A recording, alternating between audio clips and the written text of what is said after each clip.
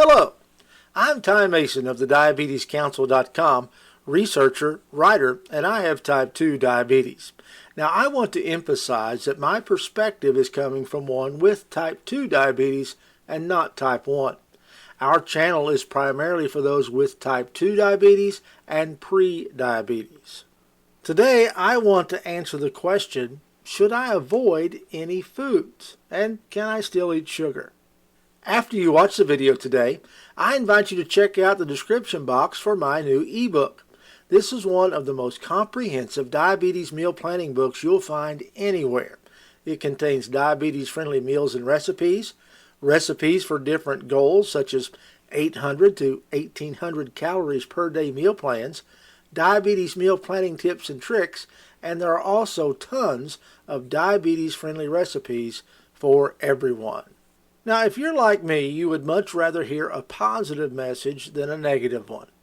But sometimes we need to hear the you can't message just as much as we hear the you can. Now, this video is going to give you general guidelines about foods to avoid. It doesn't mean you can never have them. It just means that the foods on this list are ones that you might partake of only on special occasions and celebrations or just every now and again. Now, let's just go ahead and get started. The first group of foods you should avoid is pretty obvious. Actually, sugary foods. And by this, I mean foods that contain pretty much all sugar. Now, table sugar, sucrose, is based half glucose and half fructose.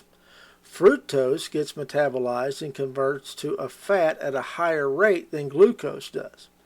Matter of fact, the World Health Organization recommends that those with type 2 diabetes take on no more than 25 grams of sugar per day, and that's not a lot. You see, the main problem we find is that with all the processed foods these days, you can be eating a lot of sugar without even knowing it. That is why we must be good label readers. Now, let me say that not all carbs and sugars are exactly the same. While it is good to read those labels for carbs and sugars, also be aware of the glycemic index and the glycemic load of a food. But did you know some of these products are actually loaded with sugar? Pasta sauces, condiments, breakfast cereals, pizza, dried fruit, regular soda, and the list goes on and on. I'm also sad to inform you that this includes much of what we would consider desserts. Cupcakes, you know, all the good stuff. We have got to watch out for those as well. There are certainly some sugar-free or reduced sugar substitutes in this category that are really good, however.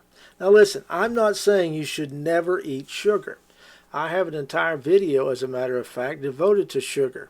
And in moderation, and planning a sugar day, you can do okay. Don't let your birthday pass without a piece of cake.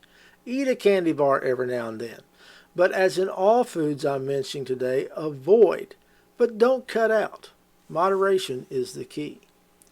Another group of foods we really need to stay away on a regular basis from is pasta. I know, it's one of my favorites too. But even the best pastas have a medium GL at best, and most have a rather high glycemic load. Even the whole grain pasta can be hard on the blood sugar. Even those made from durum wheat can raise blood sugar. The problem is a little pasta is okay, but the sauces we put on them are usually the big problem. And honestly, who wants to eat pasta without a sauce on it? If we could stick to half a cup serving and go very light on the sauce, well, pasta could be a once-a-week food. But we all know we are going to eat more than half a cup and we're going to load on the sauce. So avoid this as an every week type of food. Another food we really need to keep our distance from is potatoes. I know, a baked potato with butter, sour cream, cheese, bacon. I'm getting hungry just thinking about it. But baked potatoes are just way too high on the carb scale, and the GI scale, and the GL scale. This goes for things like French fries, potato chips, baked potatoes, pretty much anything that has to do with a white potato.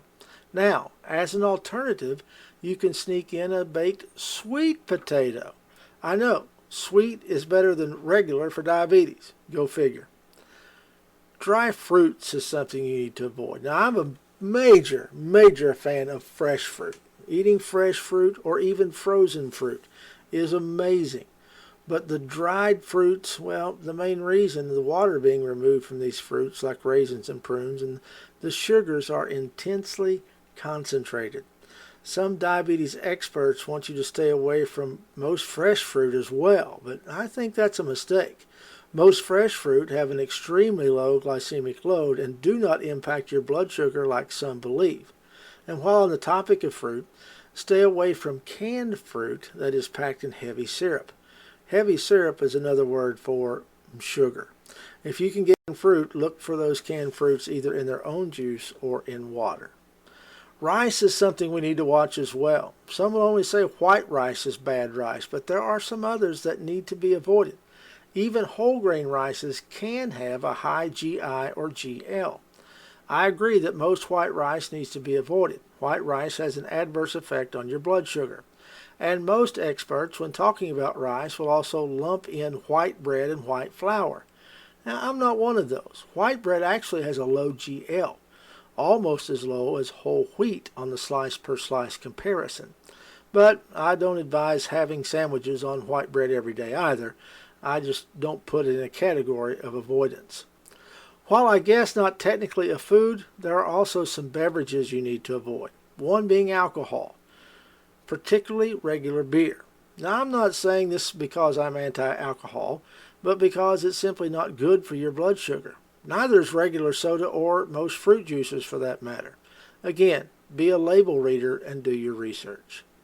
As we come to the close on this video, I want to say again that these are not foods that you cannot ever have.